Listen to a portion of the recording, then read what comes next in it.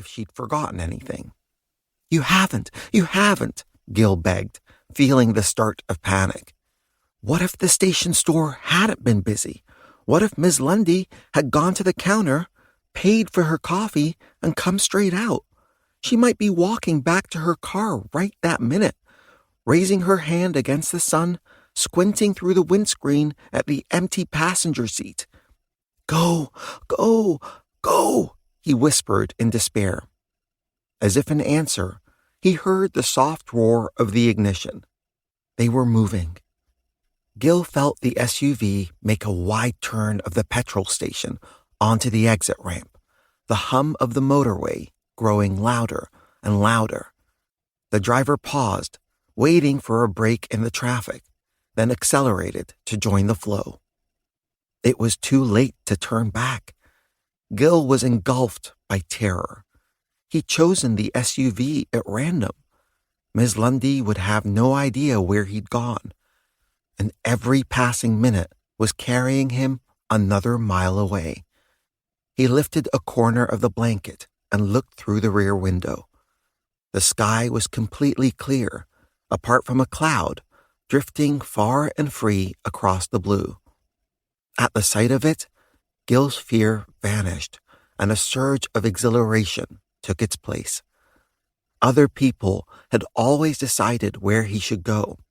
He'd spent his whole life being taken to one place after another.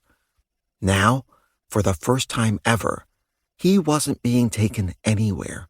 He was going all by himself. If he'd been able to, Gil would have cheered out loud. Instead, he reached into his backpack and retrieved a dark yellow pebble. It was ordinary looking, no different from a million others, except that the ocean had drilled a dime-sized hole right through the middle. Looking through the hole made a strange thing happen. Everything looked much nearer, and at the same time, everything looked much further away.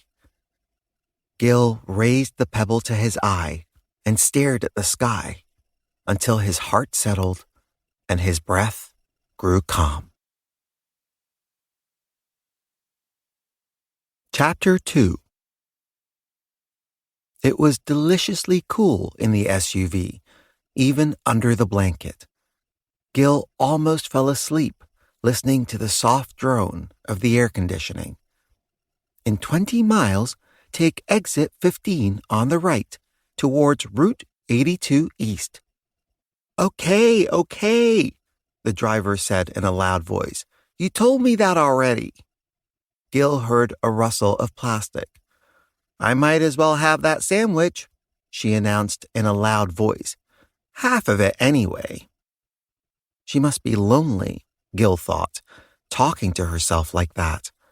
Or maybe she just liked to imagine she had someone real to chat to, for the same reason Gil liked to imagine things, to make the world seem okay. He wondered what Miss Lundy had done when she'd found him gone. At first, she'd think he was in the bathroom or stretching his legs. She would have waited for a few minutes, then gone to look. But the petrol station was small. It wouldn't have taken Miss Lundy long to realize he wasn't there and call for the police. Poor Miss Lundy. Gil hoped she wouldn't get in trouble. She'd always been kind to him. He knew this didn't mean much because it was her job to be kind to him, but he appreciated the effort she made. I know you're going to be happy in the new place, she'd said as they set out that morning. I'm sure it will be fine this time. Gil could have pointed out that she'd said the same thing about the last place she'd taken him, but he didn't. He was much too kind himself to say something like that. Gil was 5 years old when his parents were drowned in a kayaking accident. Nobody could explain how it happened. The weather that day was warm and clear, without a breath of wind, and the sea shone like a mirror. As Gil's mother and father set off across the bay, there was nothing to break their reflection but the dip of their own paddles. Yet, they were never seen again. One minute they were there.